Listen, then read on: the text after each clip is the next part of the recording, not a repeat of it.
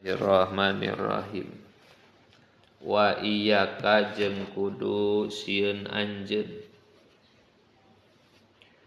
anta doa kana yen ngadoa anjeun ala nafsika ka diri anjeun au ala waladika atawa madarat ka budak anjeun au ala malika atawa ka harta anjeun au ala hadin atawa ka hiji jalma minal muslimina ti pirang-pirang jalma muslimin wa in zolama jeung sanajan ngazolim ieu ahad ka anjeun ulah tetep ngadoakeun goreng katurunan kana harta urang atawa ka jalma nu ngadolim sekalipun tetep teu dimeunangkeun ngadoa nu goreng. Fa innaman mangkasanyana jalma daa anu ngadoa ieu man alaman ka jalma dolama nu ngadolim ieu man hu ka man nu kahiji faqadin tasoro mangka nyata menang pertulungan ieu si zalim minhu timan da'a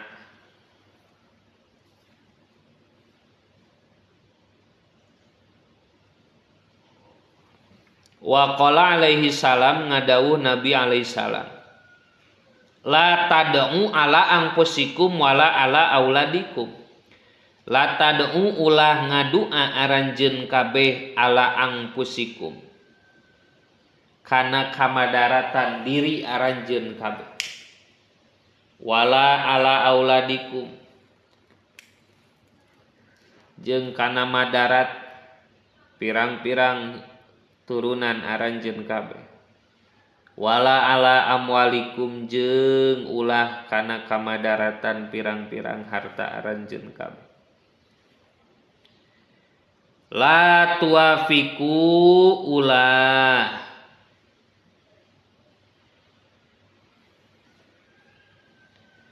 ngakuran anjeun ngamuapakohan ngakuran anjeun saata ijabatin kana waktu diijabah doa wa iyyaka jeung kudu sieun anjeun antu zia kana yen milaraan anjeun musliman ka jalma muslim aw nasabahu atawa kana sabna ieu muslim bigoiri hakin kalawan teu aya hak wa qala sareng ngadawuh Nabi alaihi salatu wassalam man ada kana lapad man ari sajalma aza anu milaraan ieu man musliman ka jalma muslim faqad aza mangka nyata milaraan mani ka kuring ceuk Rasul wa man ada jeung sajalma aza nu milaraan ieu mani ka kuring faqad ada nyata milaraan ieu man Allah ka Gusti Allah jalma milaraan ka muslim sami sareng milaraan ka Rasul ceuk Rasul kitu teh jalma nu milaraan ka Rasul sami sareng milaraan ka Allah. Wa qala sareng ngadawuh Nabi alaihi salam sibabul muslimi ari nyarekan sibabul mukmini ari nyarekan mukmin piskun eta teh kapasekan wa qitaluhu jeung ari ngabunuhna mukmin kufrun eta teh kufur wa iyyaka jeung kudu sieun anjeun antal anak kana yen ngalaknat anjeun musliman ka jalma muslim au bahimatan atawa kasato au khadiman atawa ka pembantu subhanallah Islam mengajaga kehormatan teh lain ka jalma wungkul sato pembantu sekalipun ti golongan jalma tetap dihormati na Islam au sahsona tawa kahiji jalma bi'aini kalawan datiyahna ieu sahos wa ingkana jeung sanajan bukti sahos kafiron eta kafir sekalipun tetep ulah dilaknat ulah dihina illa intahaqqaqta kecuali lamun nganyatakeun anjeun annahu kana sanyana itu sahos teh mata eta maot sahos alal kupri netepan kana kakupuran meunang ngalaknat ka jalma kafir lamun geus nyata maotna teh cicing dina kupur. Cara mana contohna ka Fir'auna saperti Fir'aun meunang dilaknat da geus nyata eta mah bukti ti Allah diawetkeun nepi ka ayeuna teh meh nyahoeun nasibna jalma anu dilaknat ku Allah. Meunang ngalaknat urang ka Fir'aun bahkan wa Abi Jahlin jeung ka Abu Jahal. Contoh eta au alim ta tawanyaho anjeun anna rahmatallahi kana sanyana ari rahmat Allah la tanalu eta teu keuna ieu rahmat ka ieu jalma bihalin dina hiji tingkah ka iblisa saperti iblis atawa acan ari maot mah ngan geus yakin keuna ku laknat Allah saperti mana iblis eta mah geus puguh. Maka lamun disebutkeun keur ngaji keur naon we keur carita disebutkeun iblis tawa setan alaihi laknatullah tetep ka setan jeung iblis laknatullah ari rahmat ari laknatna Allah teu naon-naon da eta mah geus bukti maranehanana meunang laknat ti Gusti Allah sok sanajan can maraot ari kajalma mah ari can nyata maotna cicing dina kupur mah ulah dilaknat. Walam jeung kanyahokeun ku anjeun anna laknata kana sanyana ari laknat ida kharajat eta di mana kaluar ieu laknat minal abdi ti hiji hamba tas'adu mangka naik ieu laknat teh nahwas samai kana saumpamana langit fatuglaku mangka ditutupkeun dunaha ditukangen ieu laknat naon abu-abuha pirang-pirang pintu na langit pintu sama sumatang zilu tuluy turun ieu laknat teh ilal ardi ka bumi patuglaku mangka ditutupkeun ieu ardun teh dunaha disatukangen laknat sumataji utului datang ieu laknat teh ilal maluni kanu dilaknatna fa in wajadat mangka lamun manggihan ieu laknat pihi di malun masogon kana jalan asup wa ila jeung lamun teu wajadat rojaat tah balik ieu laknat ala qailiha kanu ngucapkeun ieu laknat tuh kada itu enggak gabah ujung-ujungna balik deui ka urang nu ngalaknatna dikalangitkeun dikabumikeun di kajalma anu dilaknatkeun ternyata teu hak kana laknatan eta geus balik deui ka urang balik deui ka jalma nu ngalaknatna. Jadi ucapan doa teh kitu tah urang nyarioskeun awon nu sejen eta teh keur ngadoakeun urang tiba kana awon eta. Hikmah kunaon haram ngagibah teh kitu. Kana ari ngagibah teh nyaritakeun kagorengan batur di tukangeunana lamun ka kuping teh teu raoseun. Eta teh sarua jeung keur ngadoakeun sorangan tiba kana eta goreng. Eta hikmah diharamkeun ngagibah teh kitu. Si anu kalakuanna meuni anu waktu datang we kana hiji waktu urang tiba kana eta goreng Sing ingat urang baheula berarti pernah nyaritakeun kagorengan batur anu dilakukeun ku urang ayeuna eta teh. Sok sanajan bener gorengna tetep ulah dicaritakeun. Lamun teu bener berarti fitnah nyaritakeun gorengna teh. Lamun bener gibah geurana. Duana oge kan haram. Eta hikmah kunaon diharamkeun ngagibah teh. Sarua jeung keur ngadoakeun goreng ka diri urang ngagibah teh. Walaika jeung misti ka anjeun bitaklipi kalawan ngaleuleuykeun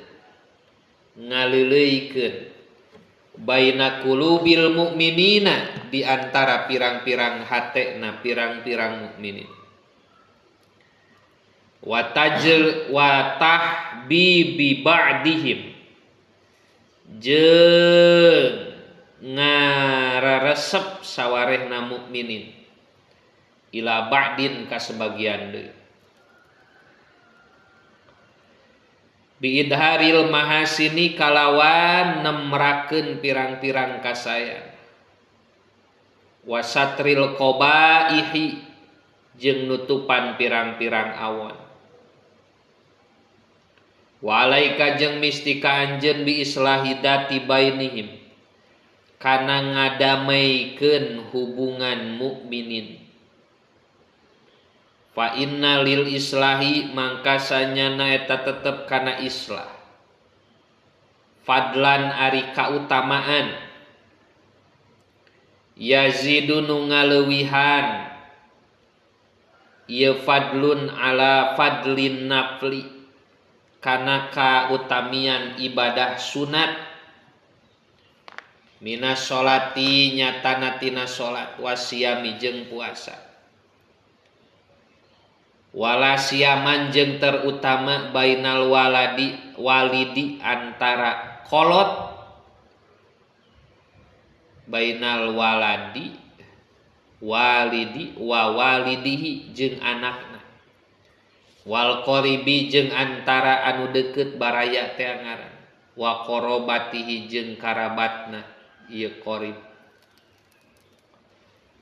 Qala Allah Ta'ala innamal mu'minuna ikhwatum fa aslihu baina akhwaikum innamal mu'minu pasina ari pirang-pirang jalma mukminin ikhwatun eta teh duduluran paslihu mangka kudu mereskeun aranjeun kabeh ngadamaikeun aranjeun kabeh baina akhwaikum di antara dua dulur aranjeun kabeh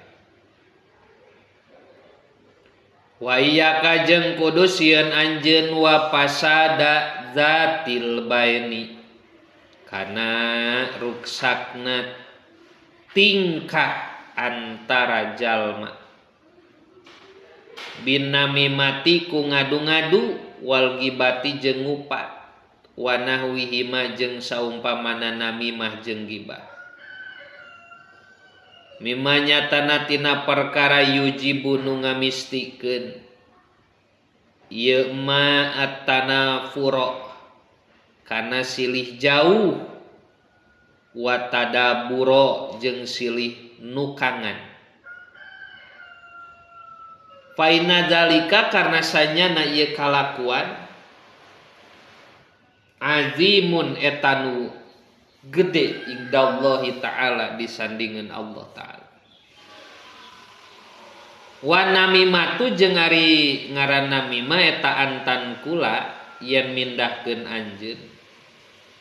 kalamal insanin kana caritaan hiji jalma linsanin ka jalma sejen taksidu bari ngamaksud anjeun bidzalika kalawan ieu antan kula pasadan kana karuksakan bainahuma di antara dua jalma wa qala sareng ngadawu Nabi sallallahu alaihi wasallam la yadkhulu mual matak asub al jannata ka surga saha namamun pirang-pirang anu ngadu-ngadu Wa qala Nabi alaihi salam abgodukum aripang dipika bendu nati aranjeun kabeh. Ilallahi ta'ala munggu Allah ta'ala eta al masyauna pirang-pirang nuralempang bainal ahibbati di antara pirang-pirang kakasih bin namimati ku ngadu-ngadu al mufarriquna anu mecahkeun bainal ikhwani di antara dua dulur. Tanamimah naon ari gibah wal gibatu jeung ari gibah hiya ari kibah eta antadzkura yen nyaritakeun anjeun insanan kahiji jalma pi gibatihi dina fi ghaibatihi dina eueuhna ieu insan bima kalawan perkara yakrahu anu mikangewa jalma hu kana emak walau kana jeung sanajan bukti jalma hadiron eta nu hadir taksidu bari ngamaksud anjeun bidzalika ku eta tazkura tanqisahu kana ngahinakeunana ieu jalma wasawaun jeung sarua wae hasola hasil naon ataphimu mere harti binut kalawan omongan awil isyarati atawa isyarah awil kitabati atawa tulisan wa qala Rasulullah sallallahu alaihi wasallam kulul muslimi ari setiap anu muslim alal muslimi ka muslim deui haramun eta teh haram naon damuhu getihna ieu muslim wa maluhu jeung hartana muslim wa irduhu jeung kawirangna muslim. Wa qala jeung ngadawu Nabi alaihi salam al gibatu ari gibah asyadun eta leuwih banget minaz zina tinimbang zina. Wa uha sareng ngawahyukeun sallallahu Gusti Allah ila Musa ka Nabi Musa alaihi salam man mata taiban minal gibati pawa akhiru man yadkhulul jannah. Subhanallah. Manari sajalma mata nu pupus ieu man taiban barina nu tobat minal gibati tina gibah pahuwa mangkari ieu man eta akhiru man pang akhirna jalma yadkhulu anu asup ieu man al jannata ka surga geus gibah tobat ditalpa tobatna wayahna pang panderin asup surga. Wa manjeng sajalban taba nu tobat ieu man musirron bari anu nganggerkeun alaiha kana gibah engko geus tobat tapi gibah deui pahuwa mangkari ieu man eta awaluman mimitina jalma yadulu nu asup ieu man annaro kana neraka nauzubillah. Wa iya kajeng kudu sieun anjeun wadul masarta nangazolim fa innahu mangkasanyana ieu zalim teh tadzulumatun pirang-pirang popoe yaumal kiamati dina poenan kiamat wala siaman jeung terutama zulmul ibadi ngadolim ka pirang-pirang hamba. Painahu mangkasanyana ieu zulmul ibad azulmu eta dolim alladzi anu layat ruku anu teu ninggalkeun tawa teu ngantep hukana ladi sallallahu taala Gusti Allah taala. Wa qala sa Rasulullah sallallahu alaihi wasallam innal muflisa sarnyana anu muflis jalma bangkrut gitu nu dimaksud eueuh kaalusanana min ummati ti umat kami cek Rasul man eta jalma yatinu datang ieu man yaumal kiamati dina poenan kiamah bihasanatin kalawan pirang-pirang kaalusan kasih rotin anu alus datang poe kiamat teh mawa kaalusan loba tapi ieu keur nyaritakeun muflis ya. Wayati jeung datang ieu man wa qaddoroba jeung nyata geus neunggel haza ka ieu wasatama jeung geus nyarekan si muflis hada ka ieu wa khoda jeung geus nyokot muflis malahada kana harta si ieu paya kudu mangka nyokot saha hada ieu min hasanati tina pirang-pirang kaalusan si muflis geus rebo ku kaalusan tadi teh datang we hiji jalma maneh teh geus neunggel si ieu maneh teh geus nyarekan si anu maneh teh geus nyokot harta si anu tadina teh rebo ku kaalusan paya hudu hada minasanati hiji datang jalma anu diteunggel nyokot kaalusan jalma anu neunggel wahada jeung ari ieu akhdun min hasanati tina pirang-pirang kaalusan si muflis fa'in paniaj mangkalamun geus bea naon hasanatu kaalusanana si muflis ukhida tah dicokot min sayyiatihim tina pirang-pirang kagorenganana jalma-jalma faturi haj tuluy dialungkeun sayyiat ala sayyiatihi kana kagorenganana si muflis bea kaalusan muflis dari cokotan ku jalma nu didolimna nah tinggal kagorenganana lain dibawa kagorenganna mah justru ditambahan ti jalma anu didolimna gitu tambahayana dolim ka batur sumayuk dapu tuluy dialungkeun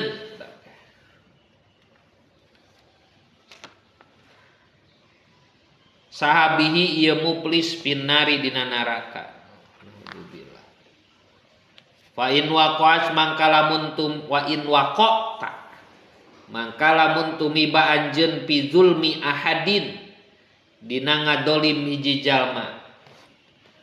pabadir mangka kudu buru-buru anjeun bil khuruji kana kaluar minhu tina dolim bitamkini kumasrahkeun diri minal kisosi tina kisos nyerahkeun diri mangga dirubah tos ngadolim nyanggakeun beuheung teuk-teukeun bade dikumaha hoyo ge ridho asal dosa dolim abdi tiasa dihapunten ku saliran ingkana lamun bukti ieu zulmun teh minal madzalimi tina sapalihna pirang-pirang kadoliman an nafsiyati nu bangsa awak-awakan wabi tolabil ihlali jeung ku nyuprih ngahalalkeun ingkana lamun bukti ieu dolim teh minal madzalimil aradiyati tina pirang-pirang kadoliman nu bangsa wiwiran lamun nyerieun hate penta hampurana mun teu ridoeun penta ridona wa barridima jeung kalawan mulangkeun perkara lamun geus dipaling khodta tah malikeun anjeun ukana emak ingkana lamun bukti ieu mah teh minal madzalimil maliyati tina pirang-pirang kadoliman nu bangsa harta wa fil hadisi jeung eta tetep dina hadis man ari sajalma kanat nu bukti alaihi madarat kasih man li akhihi manfaat kadulurna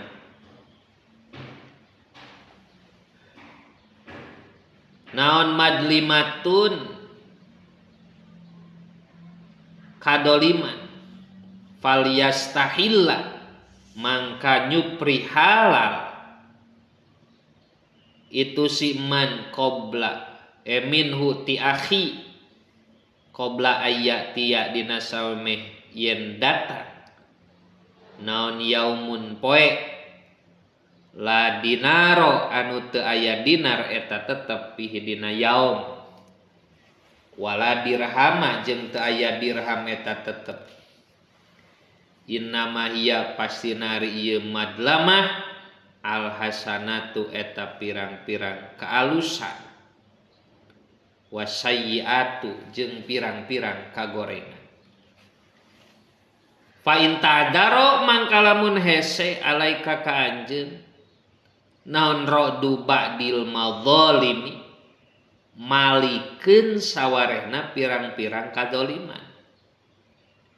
hatta lam yumkin sehingga teu mungkin ieu rodu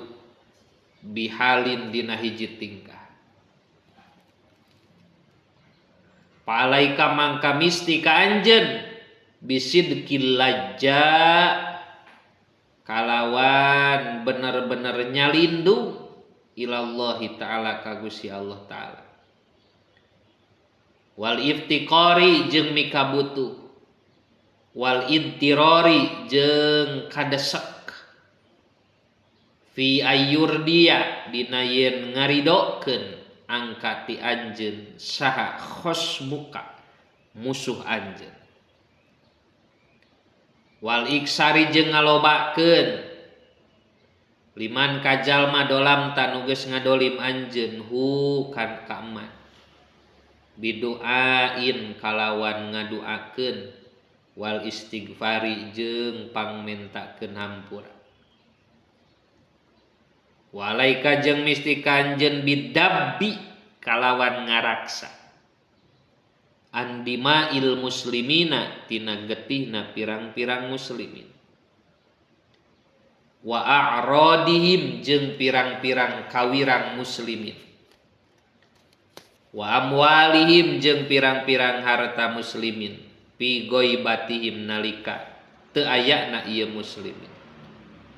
wa hudurihim jeung nalika hadirna muslimin kama sapertos perkara tadzubbu anu ngaraksa anjeun an nafsika ti diri anjeun pidalika dina ieu ghaibah jeung hudur kullihi tegasna sakabehna ieu zalik pa innaman mangkasanyana jalma nasara nunulungan ieu man musliman ka muslim nasoro tah nulungan hukaman saldo Gusti Allah waman khodala jeung sajalma nu ngahinakeun ieu man musliman ka muslim khodala tah ngahinakeun huka muslim saha Allah Gusti Allah naudzubillah faslun wallahu a'lam bishawab Rabbana Alhamdulillah.